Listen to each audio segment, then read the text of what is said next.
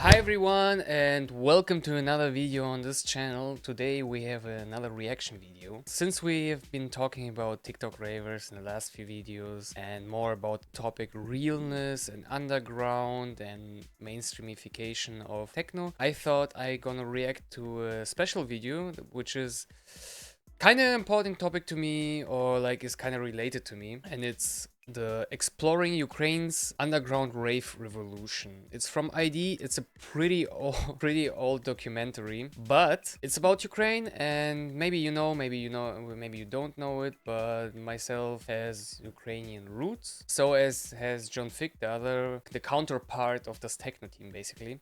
So we're both from Ukraine, and it's pretty special for us that the techno scene kind of spilled over to Ukraine and become pretty big there, and a lot of Ukrainian artists now are pretty famous and super successful in the techno scene. So yeah, let's just dive into this documentary. Actually, it's from 8 years ago, so it's 2016. I think, but they're talking about 2014 here. I think, yeah, 2014. The war between Ukraine and Russia started, but then everybody forgot about it. Even the Ukrainians didn't took it seriously, and then it got amplified in 2022, 2 years ago. So this is like the pre-stage of the, like, let's say, real war, or like the hard war.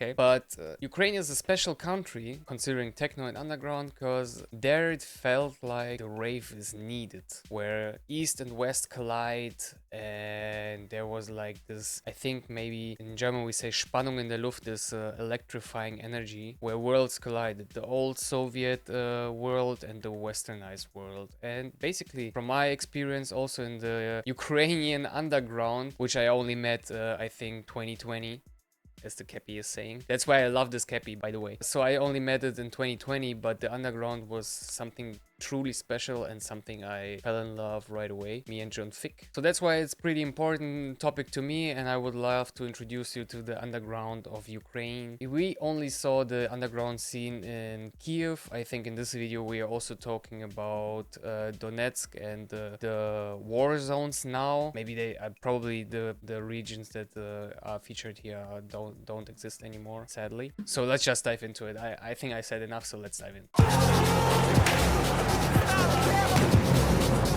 Случился кризис, у нас случилась революция.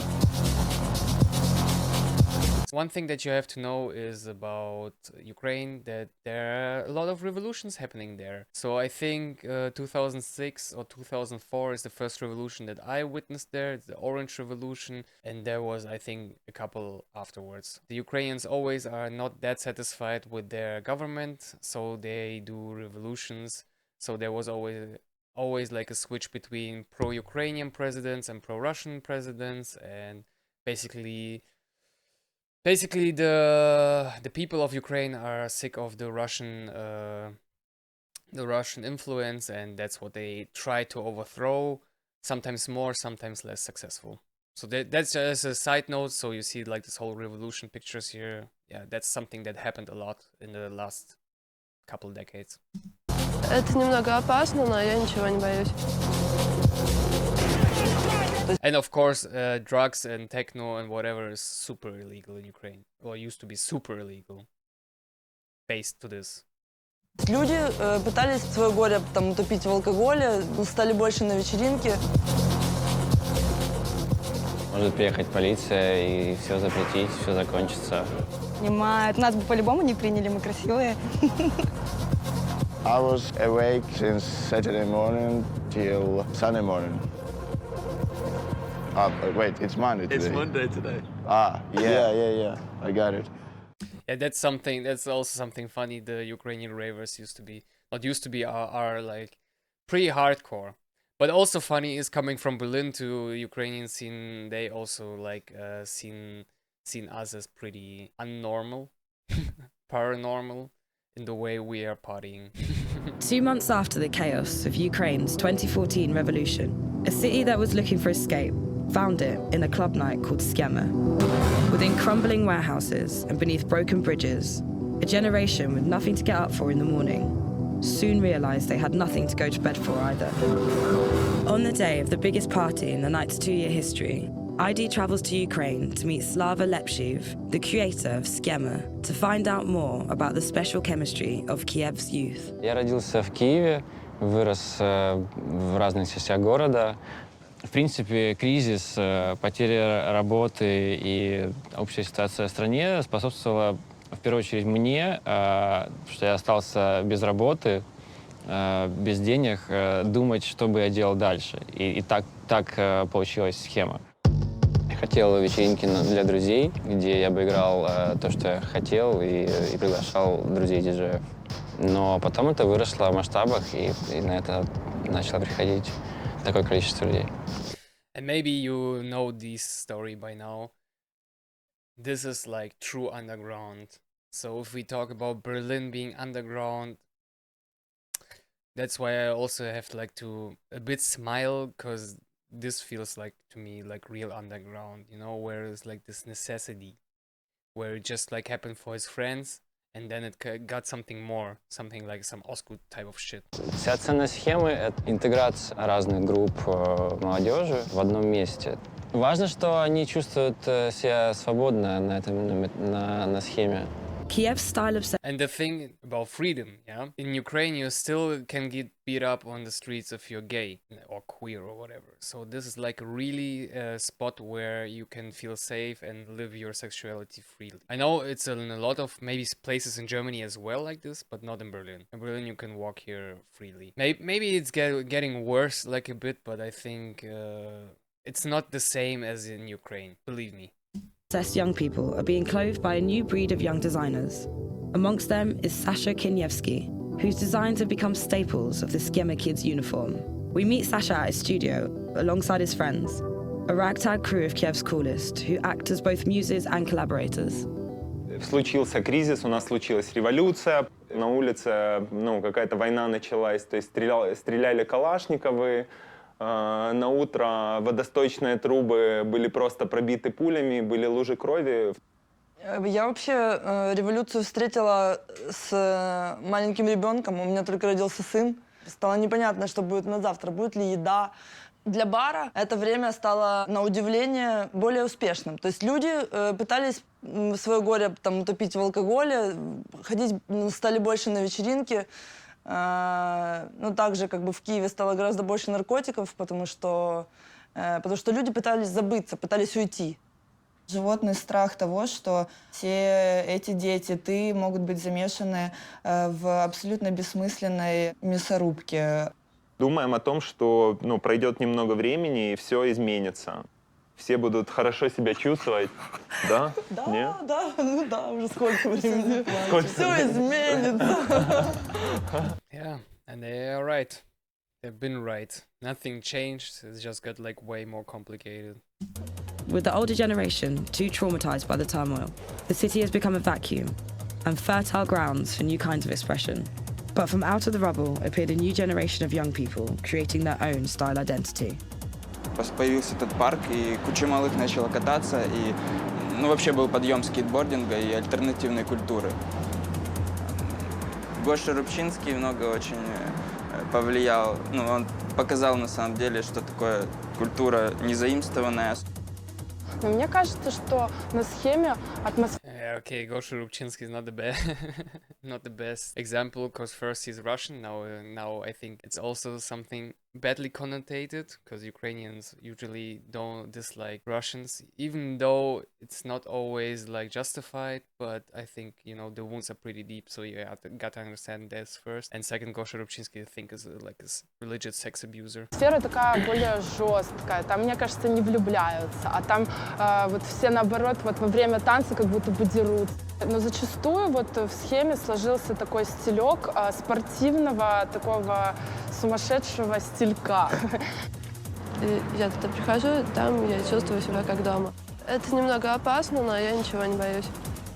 And also a thing was being there in the parties, you really had the feeling that everybody knows everybody. You didn't have the sense of anonymity that you have here in clubs. It really felt place of home, I think I can kind of understand what they're saying about it. Because if you're getting into it, and it's easy to get into it, you know suddenly everybody. And then Berlin clubs, I don't know, there's people obviously know everybody and here and there and this and that, but also I think there is like a whole segment where you just see them, people knowing everybody, but you can't join. It's like feel like two separate ways. Like basically the backhand entry. There's the royalty that knows everybody and is connecting to everybody, and the field workers basically who are just like there to party and don't know anybody or whatever, trying to socialize, and they do socialize, but there's like a clean separation between those both groups, like the real scene and the tourists basically. Я пытаюсь одеться так, как будто я уже в 2666. Like many of Kiev's young people, Sasha takes off to a local vintage gold mine, Lesnoy Market, for inspiration. Наша валюта очень сильно подешевела. Возможность просто из кучи говна достать как золотой слиток. Опа, сноуборд. А ну, светани, ребята. Вот эта вещь пацан купил. Смотри, какой сырный кот, Маша. Сейчас мы на поле чудес попадем. That's even before COVID, so the mask was pretty futuristic at this point. Это там, где все по рубку. Теперь мы стали дешевле. Здесь стало производить текстиль дешевле, чем в Китае. Также стоимость труда рабочих здесь намного ниже. А сколько сапоги? Да я 20 гривен и куплю себе сапоги. Кино «Английская королева». Tonight's CXEMA is taking place in one of the city's many disused shipyards, and Slava has Also parallel to old Berlin, a lot of free spaces, and every space is sicker than another space. big plans for this one. Ребята готовят сиденья для того, чтобы все могли спокойно сесть, а может быть даже лечь.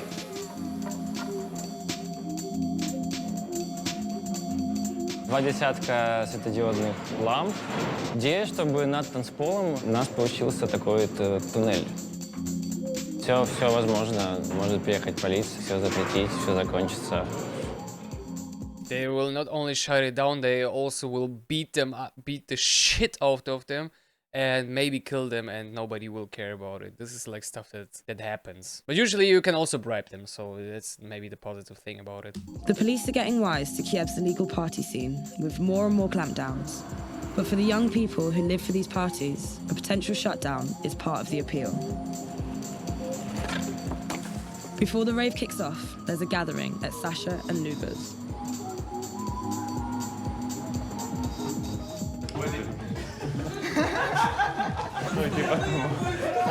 Со всеми людьми в этой комнате я познакомился на вечеринках. Я познакомился с Любой на вечеринке моего друга в сентябре. На той вечеринке влюбился в нее с первого взгляда. На первом свидании с Любой я признался ей в любви. Когда Саша позвал меня на первое So cute. свидание, я смеялась, потому что меня еще не звали на свидание мальчики 19 лет. Мне 31 год, и это слишком большая разница для того, чтобы это было свиданием.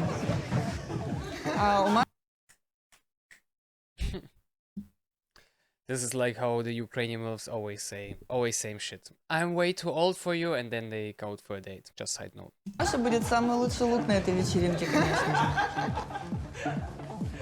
Интересно, волнуется ли Слава? Каждый раз Слава придумывает что-то новое для своей вечеринки. Здесь определенно есть какая-то своя душа.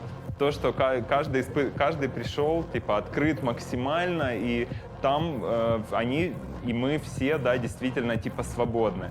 Ну вот, как будто no limits.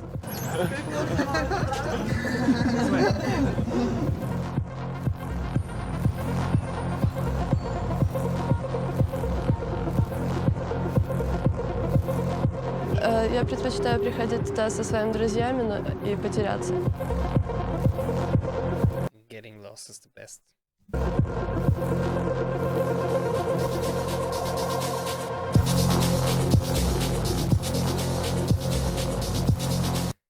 This gives me such warm memories to the parties in Kiev.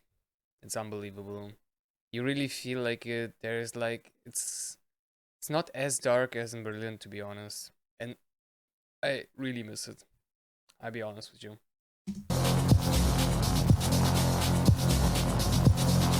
Чуть-чуть друг с другом проводят время. Иногда вместе, иногда по отдельности. Но это тоже очень классно. Вот.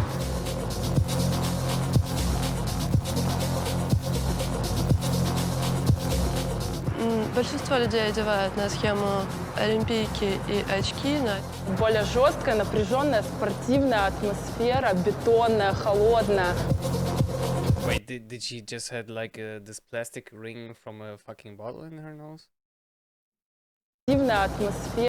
Yeah, looks like it. Okay. Бетонная, холодная. So edgy. Мне нужно постоянно смотреть, что происходит у артистов на бэкстейдж. Если я буду отвлекаться и быть видимым, я это не смогу сделать. Мне хочется знать, что везде все хорошо.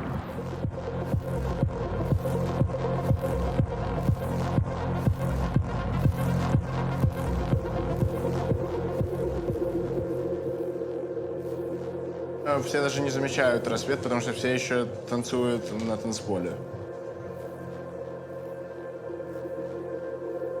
Ну, всегда стоит побыть до предела. This tectonic style won't leave the East European space. Утреннее солнышко очень приятно. Yeah, he's good looking. Look him in the eyes and say if death is alive.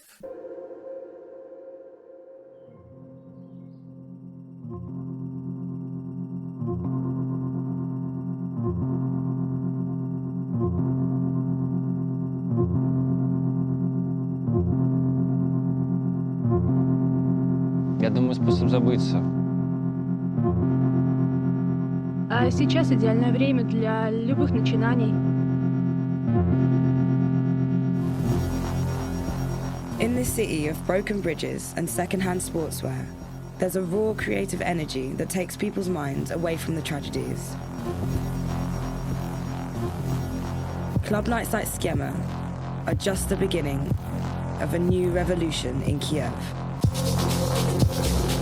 It was the beginning of a revolution in Kiev, and sadly it resulted in a huge full-scale war. At this point I want to say, like, rest in peace to all fallen brothers and sisters in the war, my Ukrainian fellow friends and yeah, family members. That's to this point. Sorry that it got like so so tough, but yeah, this things still affects me to this day. So some final thoughts. I think we dove a bit like into like what I see as real underground. I think like there's a lot of spaces where underground still exists.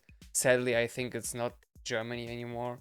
I think maybe we can talk about Georgia, which is also suffering about the East-West conflict at the moment. Yeah, maybe also Poland, not sure, but I could imagine as well. And maybe we'll watch also some documentaries about Georgia, because Georgia is also like a place that I heard of. Never been there, but there's like Bassiani there in Tbilisi, or Tiflis, whatever you call the city. So tell me your opinion. What do you see as real underground? Do you think a rave has to have like a political meaning or sense? Not even a political meaning, but I don't know, like a union against the establishment. It's a counter movement to the mainstream, basically.